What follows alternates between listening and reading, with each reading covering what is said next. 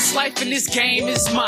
Yep, it's my time. Peep this mic dominant, intelligence is prominent. Dropping all sorts of ill gems on your conscience. Many years, I lay patient, just waiting, just building, just laying the perfect foundation for this ill structure. Now I run the court similar to the Ruckers. Got my focus back and began to practice. Hey everybody, thank you for tuning in to They Ain't Ready, the podcast about race, gender, and economics. I am one of your hosts, Tracy Walker. And I'm the co-host, Dr. L. David Stewart. It's been a while. For those of you who don't know, we have to give a disclaimer. The views represented by Tracy Walker and Dr. L. David Stewart do not represent the organization, entities, and things we're affiliated with.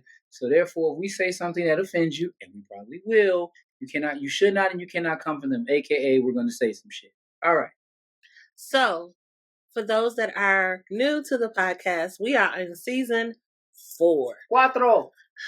Who would ever thought almost 2 years ago that we started this podcast and, Dr. L. David Stewart was there from the start, that it would be on season 4. So excited. Thank you for all those that are tuned in. We even thank you for those that are new to the podcast. Go back and watch some old episodes. I guarantee you'll see how we are and you will learn us even more. This podcast is not for those that are sensitive and don't want to have the conversation. We're going to have some thought-provoking, exculpatory conversations to make you think. Did you just use a college word? I'm sorry. Exculpatory? No, continue. See, I had SAT words sometimes that come out, y'all. But, to get you involved and start having those conversations that many are not ready to have but need to have today. So, on that note, I would like to start with our first topic this season. So, we are going to start with the evolution of the Black community from community to neighborhood to hood. What does that mean now? In light of everything that's been going on, and depending on when you air this or see this or hear this podcast, it may have a different impact for you. But we need to talk about our Black community and how it has migrated over the years. And so I wanted to kick this off with the first episode for the season, because this time we really want to talk about some hard-hitting issues and topics that are affecting our community to now provoke the change that needs to happen. A lot of advocacy happened during the election and everybody is so excited, but now we in post-election for the presidency. We still have another one. Remember, 2026, y'all. Don't go to sleep. But we need to keep that advocacy going. And what does that mean? How do we advocate? So I wanted to kind of start with some baselines for y'all and give you some information. So I'm going to start a little bit more about the concept of community. And we talk about community a lot even now, but I don't think we understand some of the root of what community is and how it has changed over the years. And so when you think about the historical significance of community in the Black community, a lot of it does come from post-slavery and post-Great Migration periods. So different times and periods, we had senses of community. And community was the foundation of support, collective identity, economic self-reliance, as we saw with Tulsa and then during the Harlem Renaissance. So when we think of community, and this is where we are trying to drive ourselves back to a lot, I think a lot of aspects, is community is where you find your home at. Community is where you find your people, the support that you need, the motivation. I could say some things about communities that when we were growing up, that the aspects of community that started maybe generations before us, but that we lived out.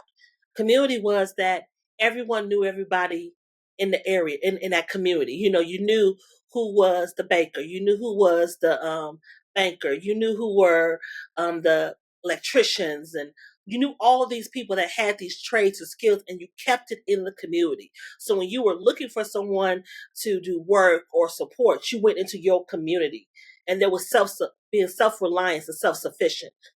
And so this is some things a part of the community that I think we have missed.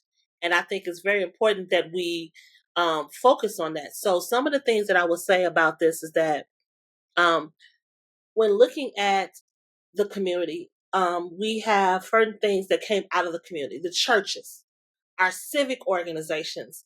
And let me let you know, civic organizations also include our Divine Nine, our links.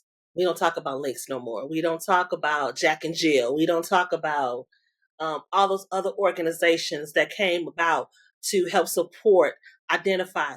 We had the cotillions, the debutantes, all those. I don't think people even know about those anymore.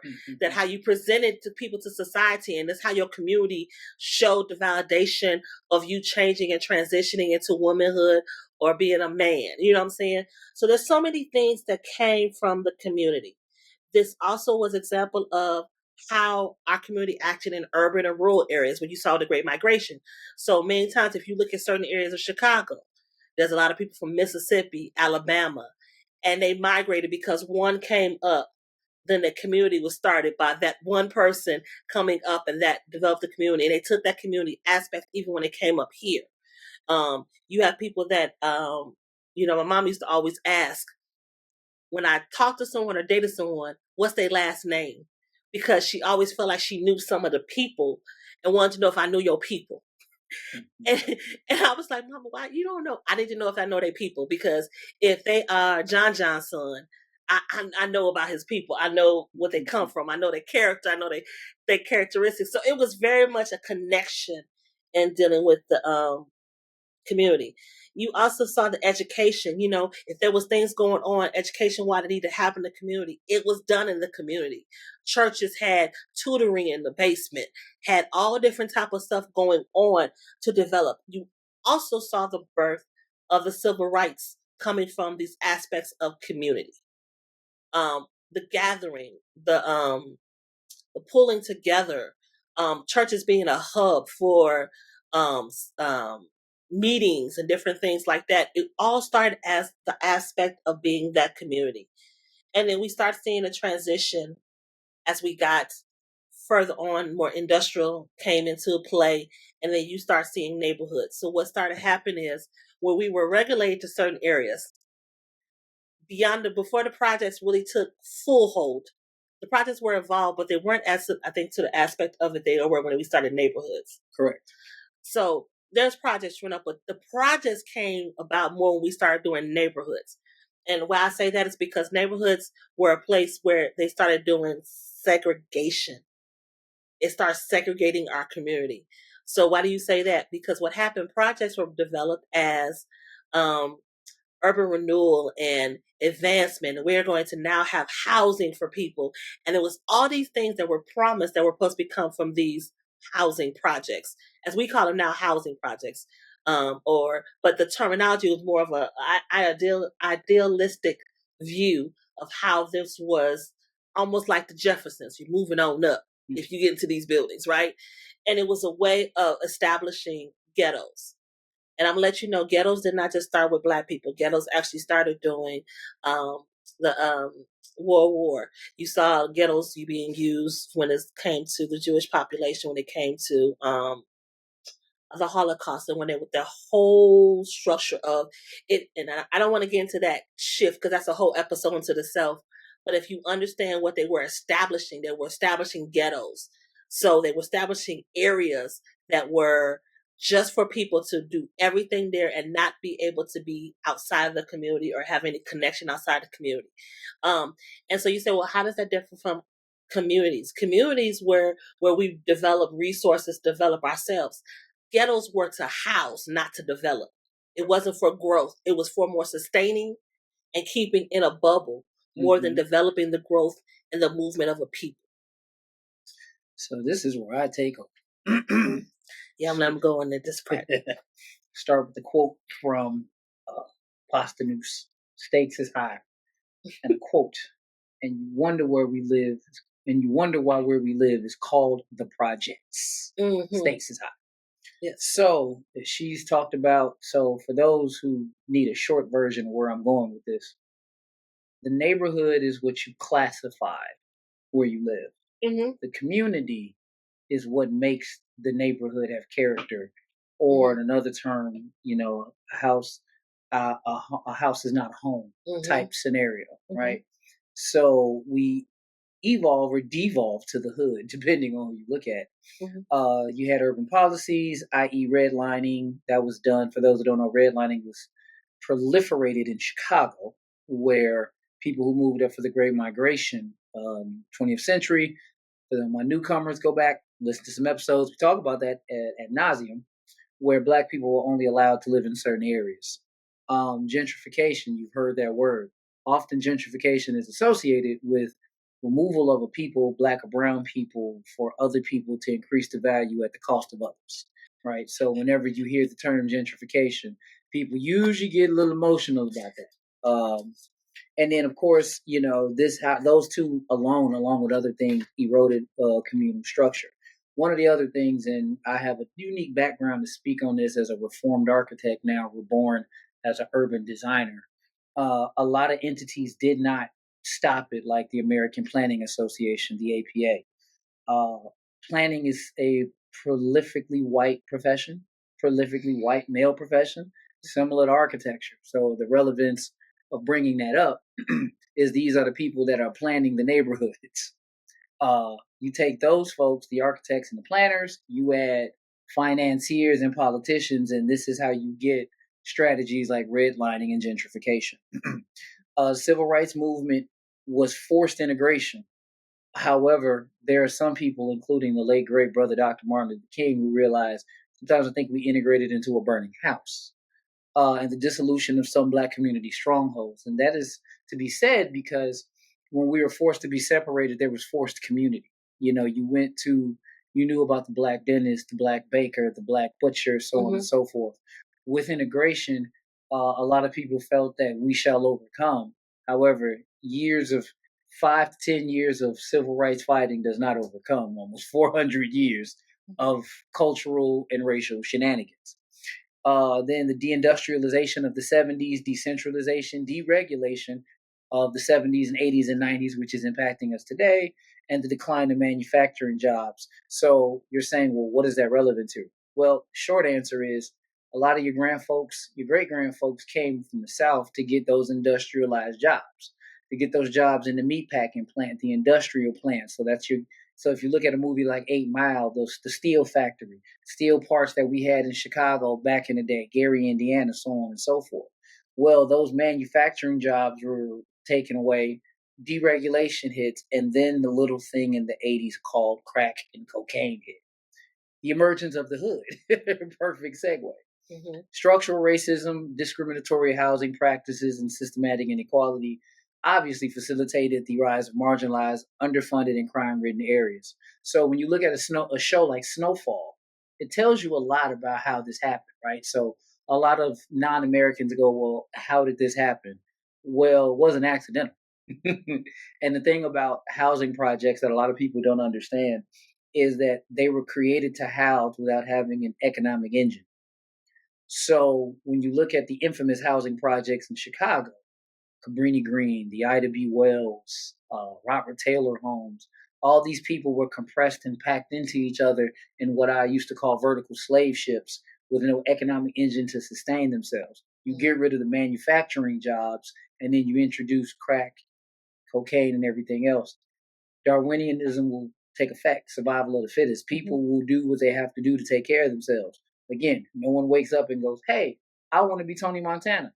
I want to be Scarface. I want to be Nino Brown. But these are the tools that many of us had. So the built environment is now gone from community in the early 20th century of like-minded people to neighborhoods where people are moved around to devolving into hoods now. Again, now 80s, 90s, declining infrastructure, failing schools, and disinvestment from government and businesses. That last one is still happening today. When we look at, for instance, on parts of the South Side, there is no longer a Target south of Roosevelt. When we look at now the closing of gym, fitness centers, anything related to health, Walmarts are closed, things like that. These are things that are needed to help economic engines and develop. So when you go to most Black neighborhoods, not only in Chicago, but anywhere else, you have the traditional archetypes: fried chicken spot, liquor store, hair salon, barbershop, beauty supply shop, currency exchange, and I'm probably missing one or two. That's what's left over, right? So the media portrayal of the hood and the commodification of Black pain and music, it started off well. For those of us who grew up in the 90s, 80s, 90s, you had the birth of NWA, which were storytellers about what was going on. That we started to realize, oh, what's happening in Watson Compton is happening in Brooklyn, it's happening in Chicago. The movies like Boys in the Hood, Menace to Society. But what went from journalism became journalism and explanation to commodification of pain, similar to hip hop.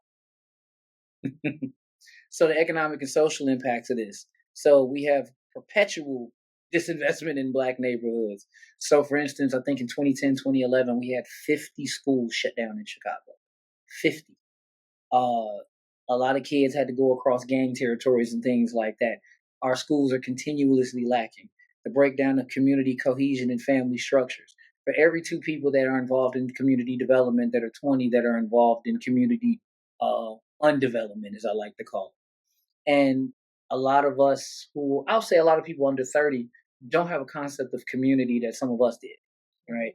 Even growing up in the 80s and 90s, even the gang members and things like that, they were a fabric in the community where it was like, we doing these things, but, it's about to get hot on this corner, take the babies inside, things like that. Right. That was part of the tribe. That was part of the community, right? You even see it in certain movies where a Nino Brown or a Bumpy Johnson is a known drug dealer, but they give away turkeys and they help the community. So in one sense, they are seen as a pariah. In another sense, they're seen as a Robin Hood. These are all things that play a part of it. And then when you overlay the things such as gentrification, redlining, and how architecture, urban planning, urban design, banking, and finance have intermingled in the disinvestment of Black and brown communities, and wonder, how were they doing these things? Why are they doing it? Right? For me, in my current job, this is something I deal with, where how are we investing in the community honestly outside of photo ops, right? And people who really give a damn about the community and want to work to do it. And the thing about community development is you're not going to get rich doing it. It is a labor of love, and you're fighting against not only the system per se, but your own people that don't understand why you need to make the changes. So now you're talking about, and what we've talked about between community, neighborhood, and hood, you're talking between 2 to 5 generations that are now psychologically locked into a cultural PTSD of their neighborhoods, where gang territories are being fought over something that they don't own. They don't own the area where people are getting killed on. And now that's further broken down, where gang structure is no longer the same. Now you have cliques and things like that. So you have almost random acts of violence being executed in the same area, and the news perpetuates it like, what are these people doing? I'm happy that you segue there, because that's so key. Some of the things that we're going to talk about a little bit is about how do we get back to a concept of neighborhood and then moving to community. We'll talk a little bit more about community and us understanding really the structure and the ideology of it when it was developed and we were saying it and how we move, because we have a hood identity now. The hood identity is just certain ways we handle things. The hood identity also operates as, like you said, with lack of ownership. I rent, not own, which means I have no investments. I'm transient. I'm not connected to this community. I can go at any time. And if you, one thing I'll say about Chicagoland area, not going to say this about any other area because I don't know the statistics, but when you look at our statistics, not even I would say on a yearly basis, but if you look at every quarter, the numbers of minorities moving out of Illinois, and especially the Chicagoland area, has increased because of structural things. That has also been development that's happened. There is a lot of development that is trying to push out communities. I've explained to my friends that why I won't move to the suburbs, because to me the suburbs is a way of them making ghettos and moving us as minorities out into those suburbs so that the city can be reclaimed by those that had white flight. And if you see the things that they're building and things they're bringing into these communities, which when we were begging for resources of food options, and I'm not just talking about various fried chicken spots, I'm talking about food options like vegan options, healthier options, and these things are moving in. They're not moving in to identify with the current community. They're moving in to identify with the community that they're desiring. And so a lot of that comes with us recalibrating our mentality. And I think as minorities or marginalized people, that mentality has to shift back to how do we rebuild our communities? Rebuilding our communities is not just waiting for someone to come in and say, hey, we're going to give you this amount of money to develop your community. Because I could tell you, if you're waiting on that, it's probably not going to happen. And if it does happen, it's not going to happen in a way that's going to be beneficial for the community as a whole. So looking at that, a lot of things that we have to look at as our cooperative economics and black-owned businesses, and how we are pushing forward initiatives for entrepreneurs, how we are supporting each other in our communities. I think we talked about this before on the podcast, and somebody talks about this before. How many times does the black dollar, and I'm going to stick with the black dollar right now, how many times does the black dollar circulate in a community before it leaves out? And if you look at other cultures, sometimes it's 16, 32 times. Or is it 0.5? Exactly. We're not even one time. So as soon as money comes that could come into our community, it goes out before it even takes root or produced in our community, which is sad. Other things, there's things that we look at other cultures where sometimes we as a people, have looked at other cultures as why would they do that? Why do they have 4 to 6 people living in one house? I wouldn't do that. I want my own. Well, they did that because they're trying to build up wealth. So now they have property. Now that if something happens to someone, they know they can put that in a trust. Now that's a family house that can't be taxed, that can't be done. A lot of things that cannot be done to it because now there's property and legacy there. And so what happened is where we used to have legacy in our communities, we have went away from that. I think that's part of the things of rebuilding legacy, establishing community. And a lot of that's because some of us never want to go back to their hometown. I'm one of them. I never wanted to go back to my hometown. But me and my sister are talking about how do we develop wherever we go to make sure we're still establishing a community there, establishing a base for our family. So I think some of that is, I think also is the local leadership. I think we have to be invested more in what happens in our community, not just what happens on the national platform. Community change will impact you quicker sometimes than national politics. We've seen this with, and I'm not going to get too in this, but if y'all know about Dalton and Thornton Township, y'all know. That's a great segue because that's exactly what I was going to talk. Well, go ahead. Listen to that. Go ahead. Listen to that then. If y'all don't know, Thornton Township, Dalton, south suburbs of Chicago have a perpetual leadership problem. Let's put it that way. That's a good way to put it, yeah. But I also want to talk about Black folks in leadership and advocacy groups because we are some of the biggest problems to ourselves. I'm going to hurt some feelings here, but, it's after Christmas. Every pastor should not be involved in community development. Ooh. Let me say that again. Say it one more time. Every pastor should not be involved in community development. Black folks are the only people that will let politicians come stand up in their pulpit because they hose for $1 because of the building fund. Number one. I'm on the roll now, might as well do it. Number two, you there now. One of the biggest opportunities of change that we've had as Black people that we got to work on that have failed us miserably, Black chambers of commerce. I speak from experience. Qualified experience. Very much so. What happens in a lot of times in Black leadership in terms of reimagining a community is somebody been in office or in position way too long. They have not groomed a younger successor to come in because they don't want to let go of the power, right? The last example, and I'm probably going to get some flack for it, but whatever. He finally did it, but it was way too late.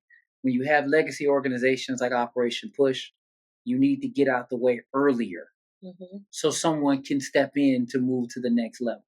One of the biggest things about that's hurting our Black community is sometimes us, just to be honest. Are we dealing with racism? Yes. Redlining, economic issues, people not loaning money, banks not loaning money to Black businesses, Black homeowners, all of that too.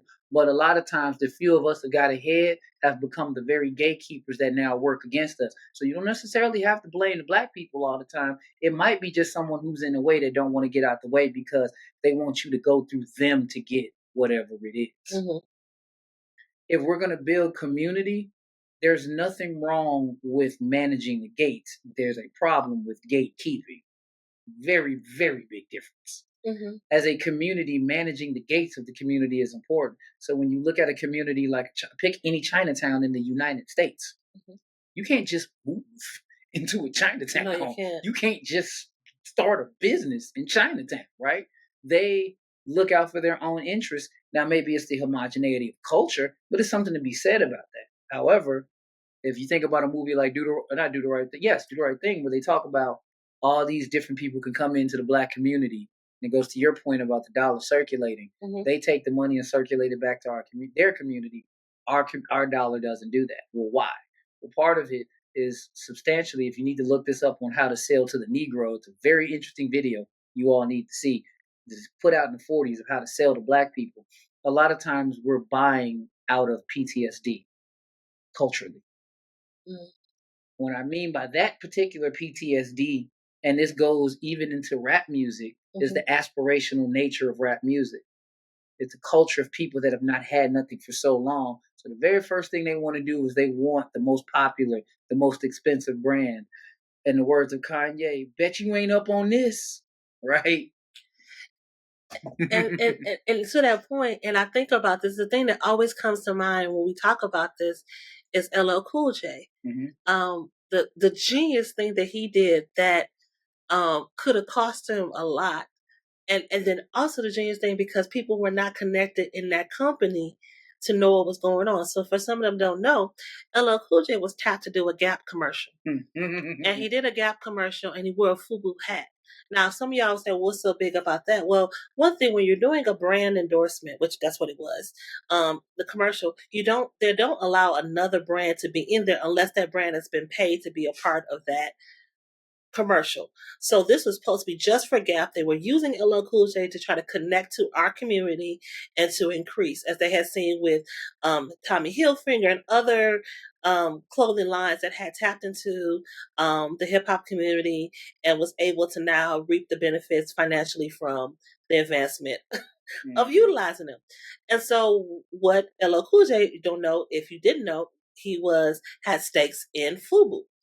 And so he put the hat on, did a whole rap spill, still cold rap, just really cold, but, and it aired. And when Gap found out about it, it had so much publicity and notoriety, they couldn't even pull it.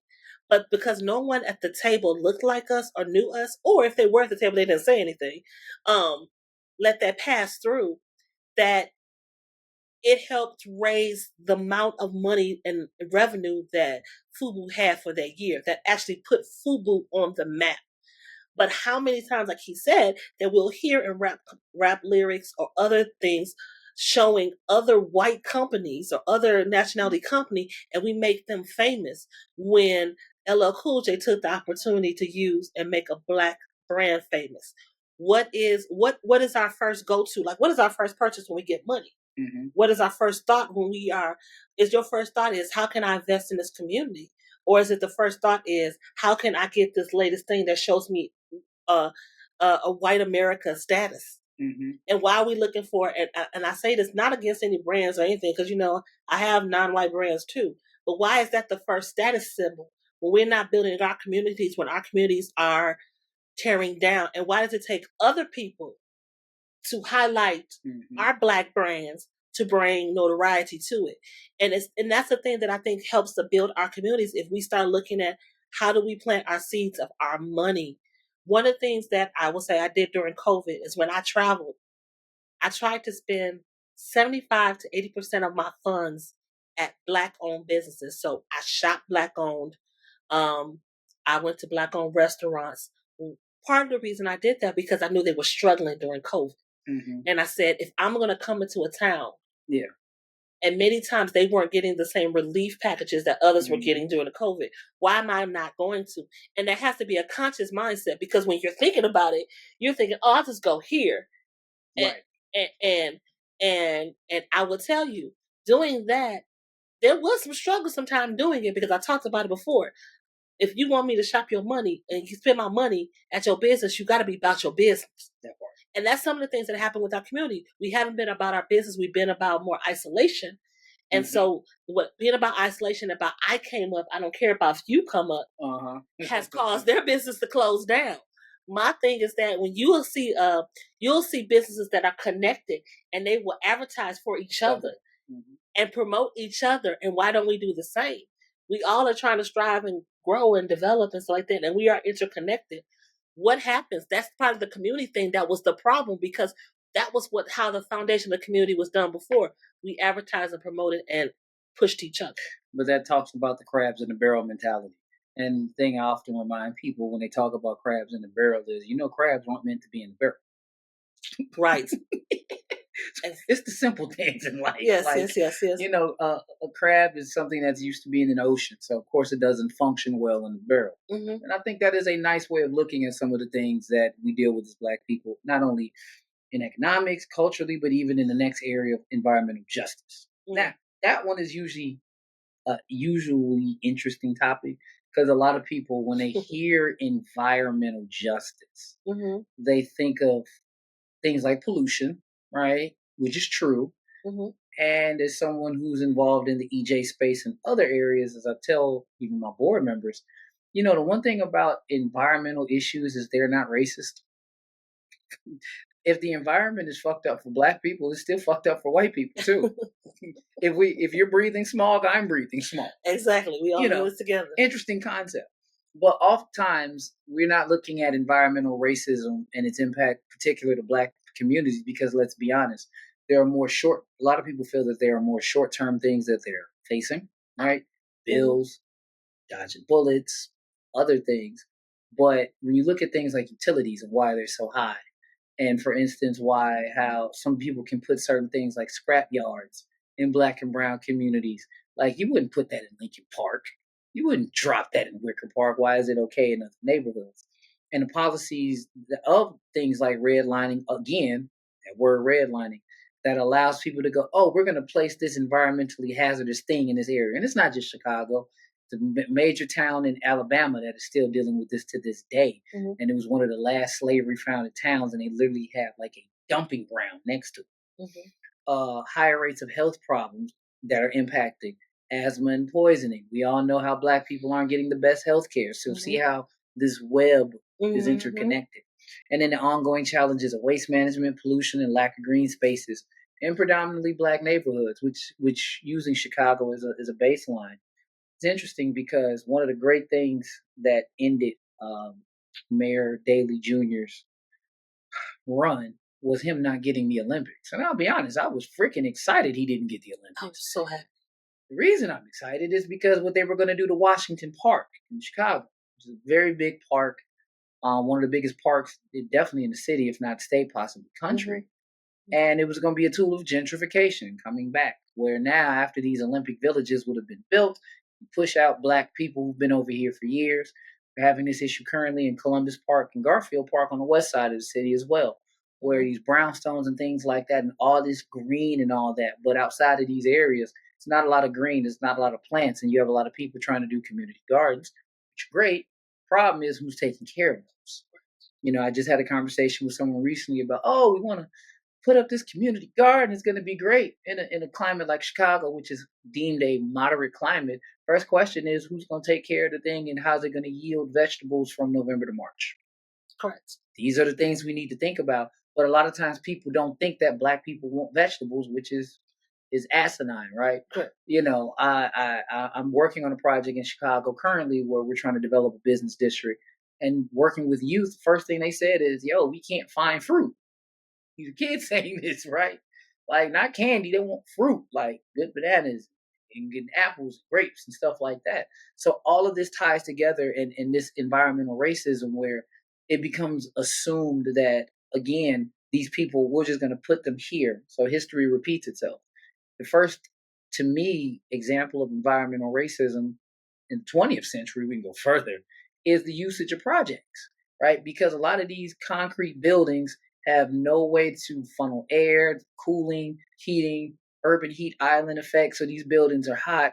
And when you look at old videos of the projects or film or footage of the projects, you never see plants around. Ever.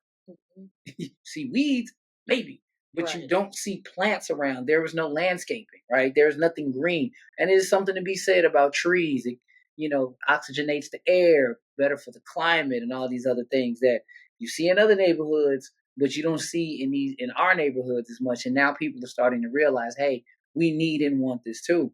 And in the case of climate change and urban resilience, there is a disproportionate impact of climate change on low-income Black neighborhoods. And again, vulnerability of flooding as seen on the west side, heat waves, and natural disasters. Natural disaster, we can go with the lowest, the easiest one to remember in most recent time, Katrina, New Orleans, right? Because of where it is, granted, it sits below sea level, but the government didn't do its due diligence of taking care of the people, right? And then grassroots environmental activism and the rise of Black leaders is something we're seeing more of. They're coming about all over the country that, it's not just tree huggers or save the trees, which are important too, but there's an economic basis for environmental awareness to deal with environmental justice because our people are the ones who feel the brunt of it when big industry or big business comes in and kind of goes screw what these people want. And then my last piece I wanted to cover on this was the role of policy in advancing environmental equity. So we have the discussion of federal and local policies addressed at environmental disparities, such as the Justice 40 initiative. So again, Justice 40, I'm start telling y'all Google it. We ain't gonna give y'all the information. Right. Y'all Google all the smut. Go Google this. Yes. Justice 40 Very initiative. interesting. You'll enjoy it. Recommendations for integrating environmental justice into broader discussions about community revitalization. So before I pass it over to my host, I'll say this. As someone who's working in relation to certain organizations, one of which I can't speak, but we're dealing with environment on a larger national scope and scale. Get involved and, plant a tree. Get a plant. Fellas, it doesn't make you soft. It's okay to have a plant. Even if you get something like an aloe vera plant, it's great. If you cut or burn yourself, it's medication. So I think a younger generation doesn't even understand the importance of plants. And then older folks are kind of, grandma and them always kept plants for a reason, right? It made the house nicer. It gave her better ambiance.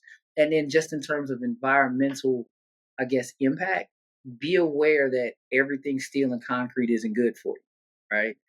Start looking at, take your kids to the planetarium, take them to the aquarium, take them to the Peggy Noda Bear Museum. Yes, it's a museum full of butterflies and things like that. I think it's something to be said for nature. And I'll end on this. I know a couple of years ago, there was this cool thing. At first, I thought it was just weird, but it was kind of cool. Black men frolicking. Like dudes just running like I'm frolicking, and like running around in grass. And at first I was like, that's cheesy, but then I thought about it. I was like, as a culture, we've been so tough for so long that we forgot to have fun, be in the grass and play around, not just for football, but just enjoy the environment. So again, the environment is ours too, and we need to take it back. Before we go into some of the future implications for community, I wanted to wrap back to something that my co-host brought up about Hurricane Katrina, and I want to kind of tie this into community. So everyone know what happened with Hurricane Katrina. There was devastation. I don't think that everyone realized that the devastation is still there. Mm-hmm.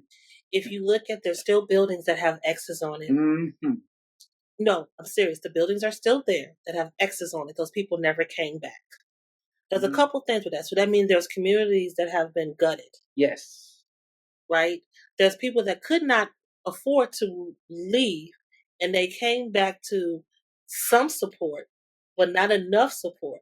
And then some that did get the support, we come from some type of a society that we don't teach people how to manage what they get the support as. Mm-hmm. So instead of managing it to increase lifestyle, sometimes we look at getting the things that we always wanted and not the things that we need to sustain ourselves. Sure. So a lot of things happen in the community, but there's one thing that, and it came up on TikTok for me and I saw it. They were talking about Six Flags there, right? Mm-hmm. There was a Six Flags there that is now empty, just still looks like when Hurricane Katrina hit, right? Mm-hmm. And you're like, okay, well, that's an amusement park. Think about how many jobs it takes to do that amusement park. Correct. Okay, so some people are out of jobs that live there. And mind you, most of the people that were probably there, we had shifted in society. For usually those type of parks had teenagers that were employed, but we have seen a lot of jobs that used to go to teenagers now going to adults. Right. So now you have a group of people. And then this is another thing about this, that you talk about the impact of community. When a national disaster hit, that Katrina hit, left people without jobs, left things vacant. I talked about that. But you got to also think about the people that never returned. Houston took a big boost in population.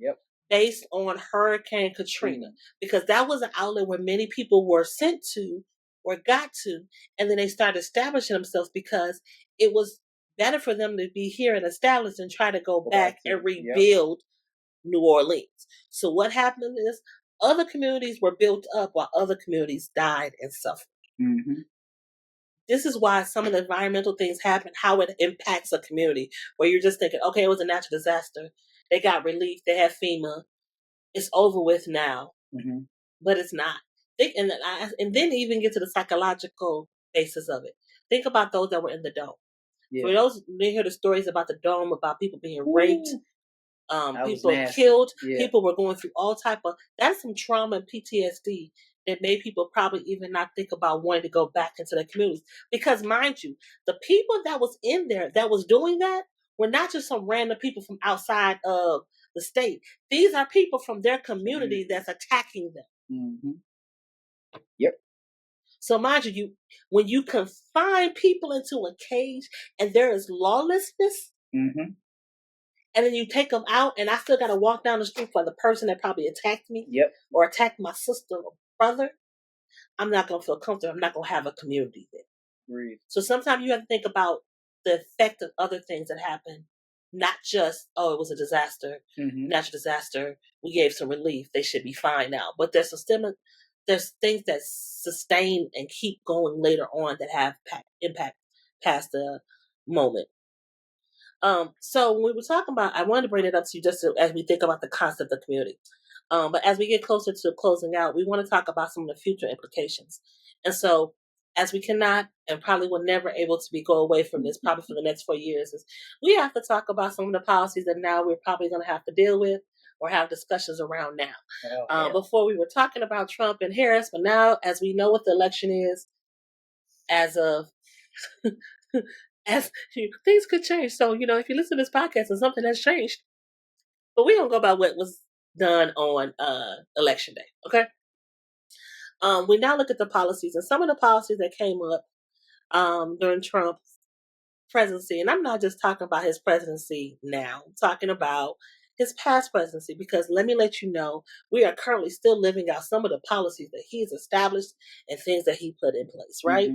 So some of the things is opportunity zones where, lower income families, talking about how some of the wealthy developers have now went in to look at these areas and say, this is an opportunity for growth and development, right? Sounds a wonderful idea, right? I'm coming in here to look and see how I can develop and grow. Development growth is not for those that have the income to actually move into these properties. These wealth opportunity zones are opportunities to plant buildings, property, that for those that are in a higher tax bracket, to now shift the tax bracket. So think about this. Everything that comes in that sounds good ain't always good for the people, right? Then you also got to think about some of the things about education and housing. So now, as you hear, one of the things that was promised was that there would be a dismantling of the structure now that we have for the Department of Education. And the person that is supposed to be appointed to that is a woman named McMahon, whose husband, if you don't know what the McMahons are the owners of WWE.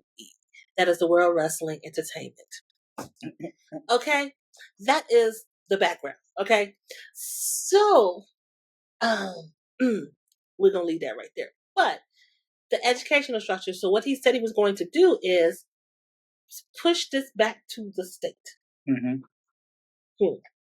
So now it gets pushed back to the state.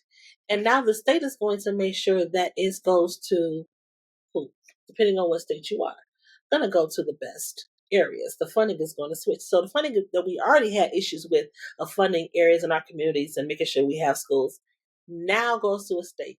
And if depending on what state you are, many of these states are having money issues themselves from how they have managed money before. So now you're giving them more control to mismanage money and direct it the way they want to direct it. But I thought about this recently and I was mad about it, but this might be a blessing in disguise. And I know you like, where the hell are you going with it? Please. I mean, I love different perspectives, so let's talk about this because there may be a perspective that I haven't thought of. In the words of Dion Cole. Well, goes back to the state. Okay. Let's pick a couple of interesting states. Okay, let's go. Mississippi and Kentucky. Ooh, I like that. I like where you going. Come on. This is going to be good. So it goes back to funding. I think Mississippi has the lowest educational rate and Kentucky might be number 2. All right. So if the Kentucky State Board of Education is handling it, that means everybody suffers evenly. Mississippi, so when you could compare, say, Illinois, right? Mm-hmm. We got our own issues, but Illinois is still a decent education system for a state. Mm-hmm. The negative thing that's going to come back, that's going to really, I think, force a reversal of this, and I was talking to someone recently about this, when you look at colleges, and you know this better than most people, that 90-10 rule? Yes. That 90-10 rule going to get real interesting because guess what? In them states like Kentucky and Mississippi, what are well-known colleges in them 2 states? Don't worry, I'll wait. Ain't nobody from a foreign population coming into the United States going to a college in Kentucky or Mississippi, right? Mm-hmm. So if you look at, I'll call it educational quality, right? You have your Ivy Leagues. Those are mostly on the East Coast, right? You got your Midwest schools, right? Your Northwesterns. You got your Cali schools, right? But in some of these hard-charging red states, the only thing y'all got is sports. Now, what happens if black folks decide to get smart and go, you know what? Since you got rid of the DEI, we ain't sending our kids. Roll Tide. True. It's going to be very interesting to watch this play out. So I predict under Trump that they're going to try to get rid of HBCUs, but you're not. Impossible. I think you're going to find out after this, you're going to have to nationalize a standard of education within 2 or 3 years. Because the thing is, the United States is not ranked high right now anyway. Worldwide, math, science, reading, and all that. And people forgot, take your tired, take your ill, take your misforgotten. The reason America won to a degree World War II is because we took a little known Jewish scientist named Albert Einstein, came to Chicago, you'll see, in fact, and helped with the Manhattan Project. That was the power of the United States. That was the, you bring people over here. Where if you screw up the educational system, you gonna make it better for everybody. This life in this game is mine. Yep, it's my time. Pick this mic dominant, intelligence is prominent. Dropping all sorts of ill gems on your conscience. Many years I lay patient, just waiting, just building, just laying the perfect foundation for this ill structure. Now I run the court similar to the Rutgers. Got my focus back and began to practice. So this is one of those things that this is really going to be a blowback, and then this transitions to what we need from the younger generation. I myself deal with the younger generation as an academic. Bless your heart. Yes, Lord. Yes, Lord. But part of it is just getting them involved in understanding their identity and realizing they can be the change they want to see. Changing narratives, bringing them to the community meetings, and in my day job. This business district we're working on was designed by teenagers. I love that aspect of what you're doing is having them involved on the forefront. And the reason I say this, and I'm going to definitely let you jump back into this, is that when we look at the civil rights movement, we always think of the civil rights movement as people coming together, but it was young people that steered it. It was high school and college students that steered that movement. Mm-hmm. And I think that we have told them to hush, be quiet, and now we want them to talk. Well, now you want to hear my voice when you hushed my voice for so long because you said I didn't know nothing. but I could tell you about my experiences. And I think now amplifying their voices and seeing them, and able to see some of your young people do things, let them be the voice that need to be heard now, because they're going to eventually be in our seats. And that's the conversation we're constantly having with them, and letting them become leaders and drive the community development in that innovation, and show it on social media, evangelize it. But then the most important and critical part that we all need to work on is that intergenerational dialogue. As someone who's in his 40s, I like being older, but I also can admit what I don't know, right? Because I wouldn't trade anything to be teens or 20s now at all. But I also know that they look at the world through a different lens, and not being afraid to just sit down and chop it up and be like, tell me your world from your side. We often joke about, the rap of today. I'm not a fan of none of it. Well, very little. But our parents felt the same about what we listened to, right? So it's a full circle moment to go, oh, when you was, bumping Wu-Tang, your parents is like, the hell is that Wu and Tang? And isn't that a drink, right? So now, as you get older, every rapper is little young ABCD insert animal here, and you're like, oh snap. But the thing is, this is their expression at the end of the day, and you wanted to express yourself, and I think the generations move forward when we have the dialogue and talking about tension and synergy. I watched a comedian recently, and I thought if I shared it, this young dude, he was like, yo, we is in a world war with old niggas. And I thought about it. He was like, old niggas hate us. And I thought about it. There's some truth to that, unfortunately. Because now we in our 40s, 50s, 60s feel like they don't know nothing when you were once their age. And it happens with women too. And I think we need to be able to just kind of sit back and go, okay, can we build on what we both agree on? And all right, cool. Y'all may listen to Dirt. I might listen to Hove. All right. Different, but we still care about the same thing.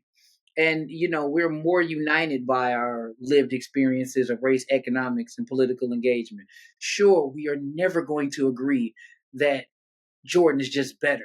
That's fact. He's better than LeBron, but that's okay, right? There are better things we can argue about, right?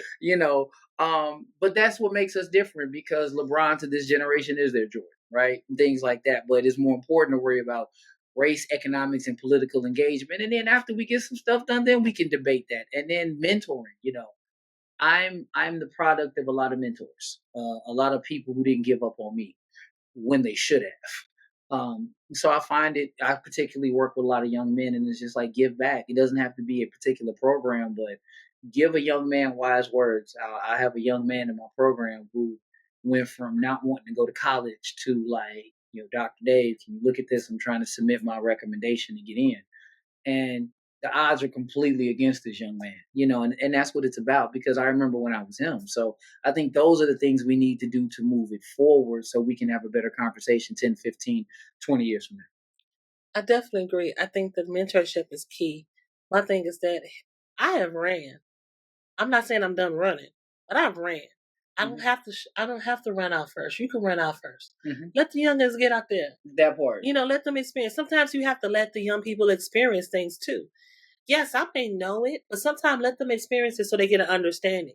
We all had our mind set up like we know better than the next generation. Facts. We know what we doing, and then we hit our heads like, oh. I mean, I'm gonna tell you right now, if you reached over 40 and haven't thought about something that someone told you from a previous generation and said, oh, that was right. Yeah. There's something wrong with you, because I'm telling you, like, I say certain things now and I'm like, oh, I understand more why they said that. Yeah. And I get there and I catch myself, sometimes being that senior statesman in situations and like, yeah, you guys don't get this and stuff. But I learned that everyone has to have their voice. And I have to understand that my struggles, my push for community is not the same push and struggle that they would have. Correct. The community identity may change. I just want the community to be a community.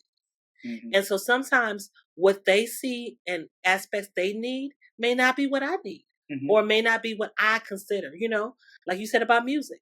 What motivates me is not going to be no Sexy Red.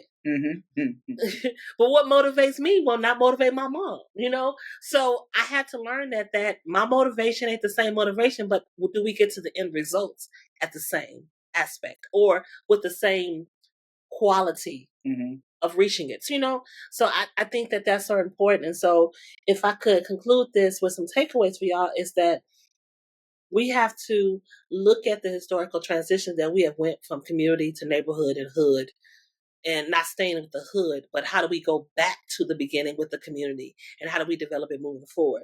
Also, how do we teach each other and help to foster creative and thriving, resilient communities? The one thing about it was that we are still sometimes fighting to have our Black Wall Street again. And we've discussed this in other podcasts about the difficulties of having that. But we're still striving, but we got to be resilient as a community. Sometimes we can't let the environment dictate how we operate with each other. And so we have to foster the civic engagement. Like I said, the election may have happened, the presidential election happened, but we still have another election in 2 years. You still have your local office. Not even just election, but engagement. Grassroots movements can change something. Let me remind you, right? Everyone looks at Rosa Parks for the Montgomery bus boycott, right? Yep. She did spark it. But what really shifted that change was the impact of that boycott. And I believe it went like 54 days or sometimes. Sorry, I don't want to quote the wrong dates, right? But it went for such a long period that it started bankrupting the bus company. Yeah, it was like almost over a year. Yeah, a year. Thank you. I remember some time period. I couldn't remember the time. And it almost bankrupted the bus company that they had to give in. And so if we look at the civil engagement that happened there, you can shift things in your community and shift how people interact with you by what you do as a community. Yeah. There had to be a commitment. It couldn't be a one. Would it have been easy to get on that bus? Absolutely. Yeah. Would we understand you get on that bus? Absolutely. But what was it for? The bigger good, the greater good, the good for the community, the good for the people. People sitting on those counters were not just for themselves, And I laugh about it. It was so funny because it was funny when he said it, but a gentleman said that when he finally got to eat at the counter, he tasted that nasty food. And he said, "This is what I've been fighting for." Yeah. But his fact was, he said it wasn't about the food; it was about the principle that I couldn't sit there, And so sometimes we look at when we get somewhere like, "This is what all I fought for," but it's not about just the product, but it's about that you have the option to obtain the product. Correct. And so, as we talk today, start thinking about your community, start building them out, start redeveloping, start connecting, and make sure that you are not transient but planted where you are at. So thank you for tuning in today and ready. You can follow us on Instagram, on Facebook, on YouTube as well, and keep sharing it. And as we always say, keep having those conversations that many are not ready to have, but need to have today. You're going to need them in 2025, Jack, so get started now. Let me tell you, we're about to be on a roller coaster. And if you have topics for us, you can also submit it our way as well. We're ready to talk about it. We're ready for all the smoke this year. I said, you know what? I don't know what's going to happen with the EI, but let me let you know, while it still is, we're going to still keep on talking and having these conversations. So tune in, share. See you on the next episode. Peace.